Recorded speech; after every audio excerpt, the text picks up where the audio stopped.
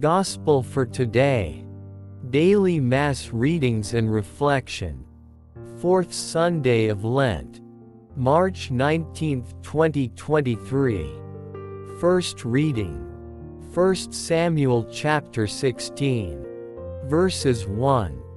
6 to 7, 10 to 13. The Lord said to Samuel, "Fill your horn with oil, and be on your way. I am sending you to Jesse of Bethlehem. For I have chosen my king from among his sons." As Jesse and his sons came to the sacrifice, Samuel looked at Eliab and thought, "Surely the Lord's anointed is here before him." But the Lord said to Samuel, "Do not judge from his appearance or from his lofty stature, because I have rejected him. Not as man sees does God see.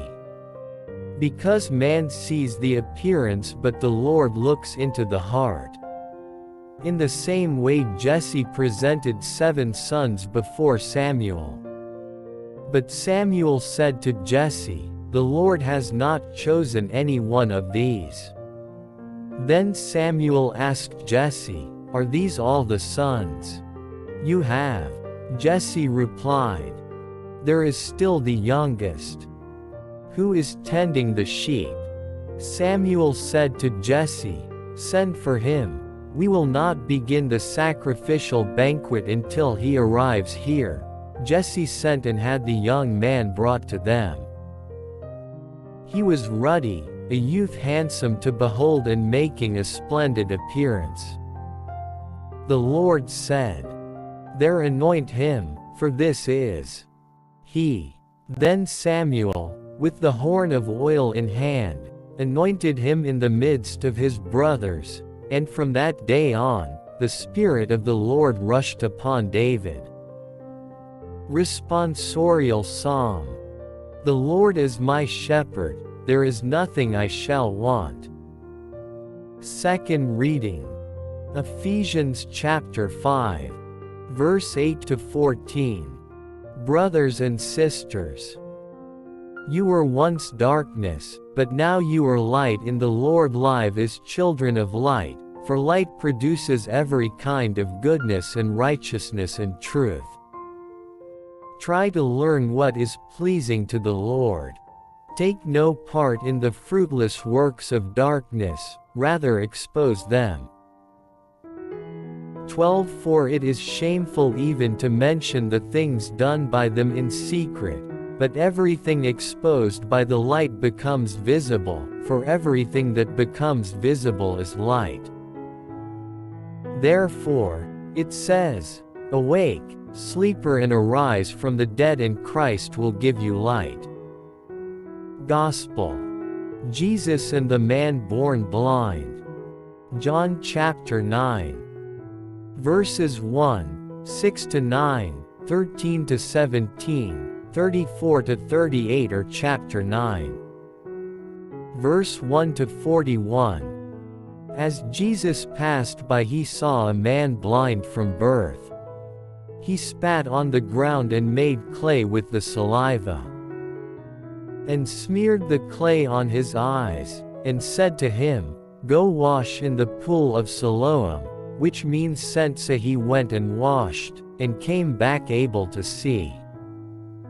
His neighbors and those who had seen him earlier as a beggar said, "Isn't this the one who used to sit and beg?" Some said, "Lieutenant is," but others said, "No, he just looks like him." He said, "I am." They brought the one who was once blind to the Pharisees. Now Jesus had made clay and opened his eyes on a Sabbath. So then the Pharisees also asked him how he was able to see. He said to them, "He put clay on my eyes, and I washed, and now I can see." So some of the Pharisees said, "This man is not from God, because he does not keep the Sabbath." But others said, How can a sinful man do such signs?" And there was a division among them. So they said to the blind man again, "What do you have to say about him? Since he opened your eyes?" He said, "He is a prophet." They answered and said to him, "You were born totally in sin, and are you trying to teach us?" Then they threw him out. When Jesus heard that they had thrown him out, he found him and said, "Do you believe in the Son of Man?" He answered and said, "Who is he, Sir, that I may believe in him?" Jesus said to him, "You have seen him, and the one speaking with you is he." He said, "I do believe, Lord," and he worshipped him. Reflection. Seeing reality as it is.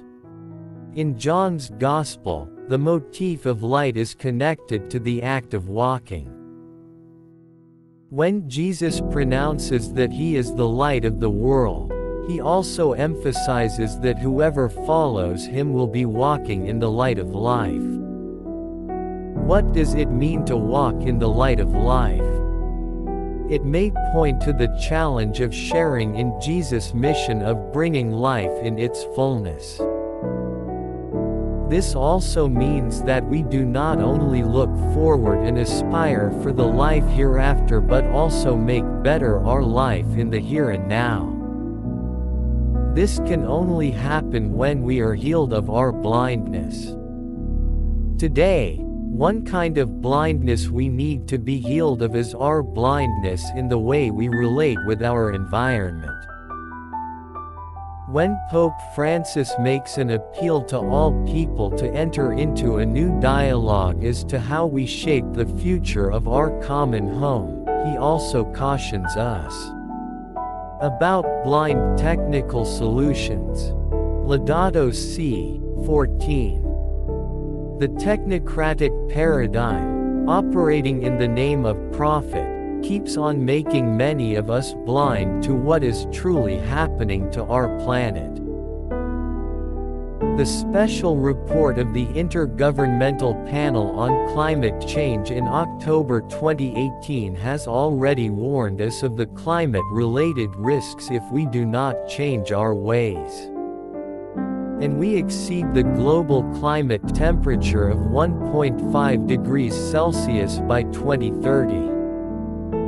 Many of us are still blind to see this reality. The kind of blindness that is more detrimental is not the physical blindness but the one that hinders us to see reality as it is. We do not see reality as it is because we are in denial.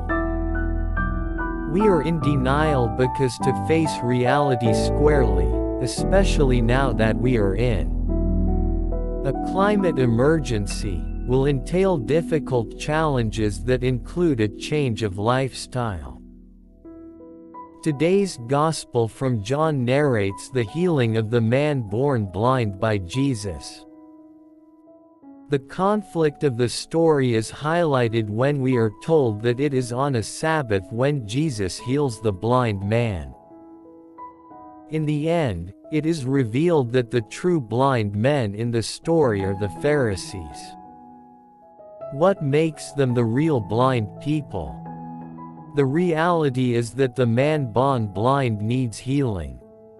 Jesus heals him. But the Pharisees are unable to see that the man needs to be healed. Their guilt remains because they refuse to see God's wonderful work unfolding before their very eyes. Our common home is being destroyed without let-up. We see this now before our very eyes. This reality demands from us a change of lifestyle. Walking in the light of life may mean concretely caring for our common home. Christian teaching is clear. We can only be worthy of the life that awaits us in the life to come when we do not ignore our responsibility toward our common home.